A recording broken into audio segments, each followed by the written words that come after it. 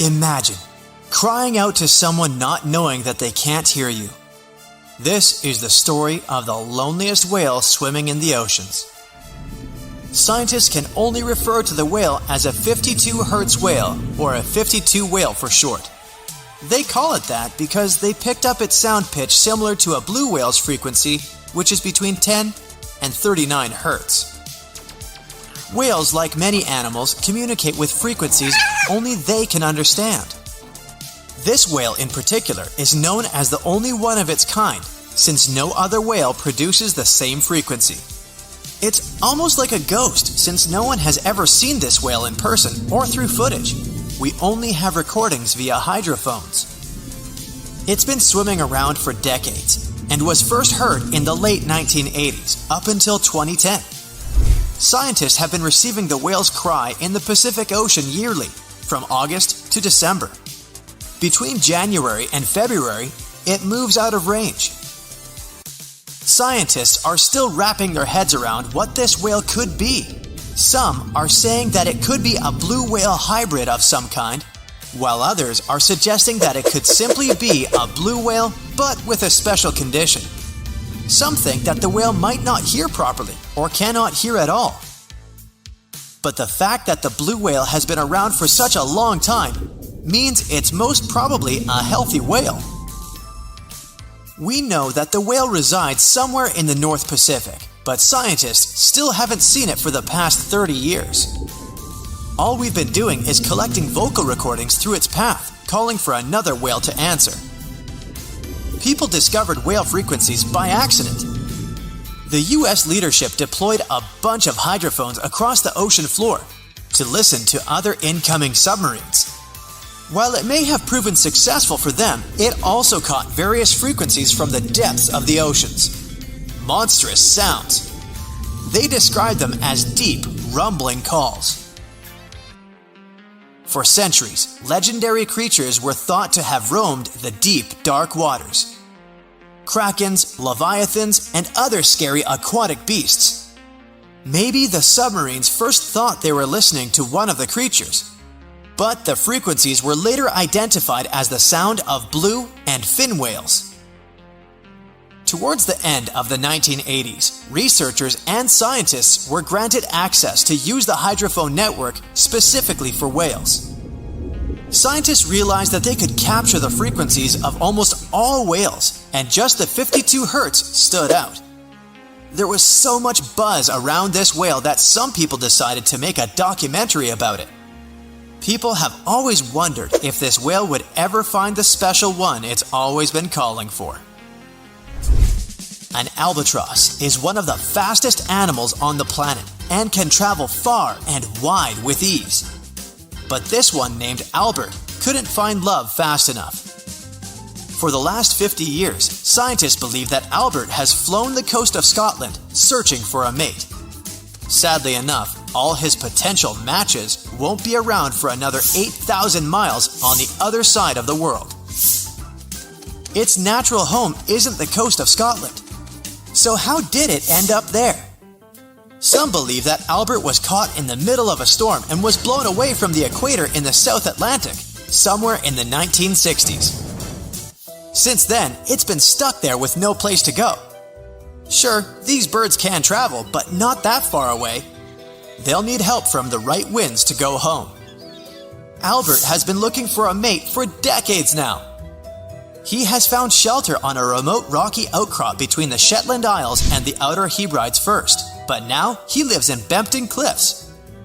Scientists have noted that Albert has been wandering the skies of Scotland, knowing that this species of bird have a lifespan of about 70 years.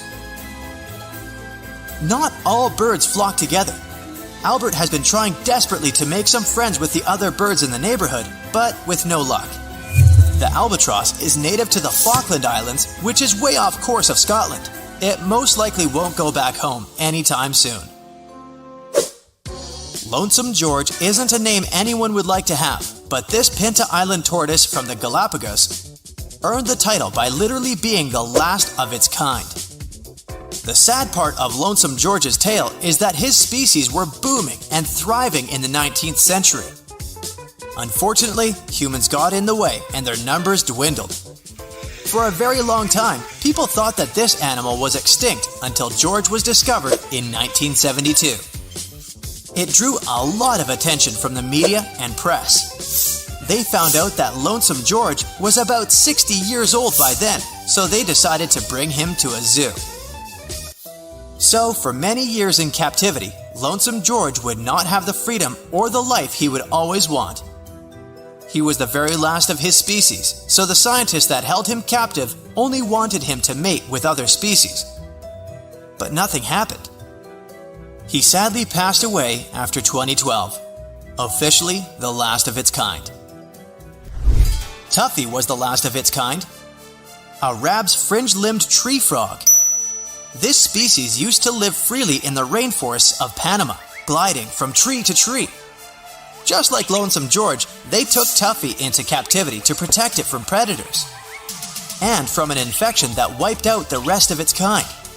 He was placed in a botanical garden in Atlanta in a gray shipping container. He passed away in 2016.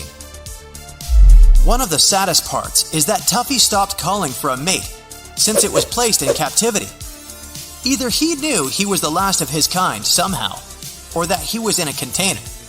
He also never responded to recordings of female frogs of his kind. Maybe he also knew those were fake. He went out strong and became a legend among frog enthusiasts.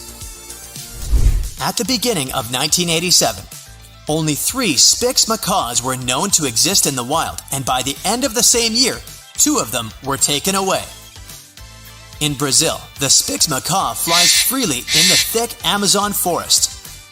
They live mainly in tropical dry forests and chill by the old hollow trees growing along the creek. Their main diet is seeds and nuts whenever they can find them. However, their numbers started to decline until they were no longer spotted. In 1995, a bunch of scientists went on a journey to save the rarest bird at the time.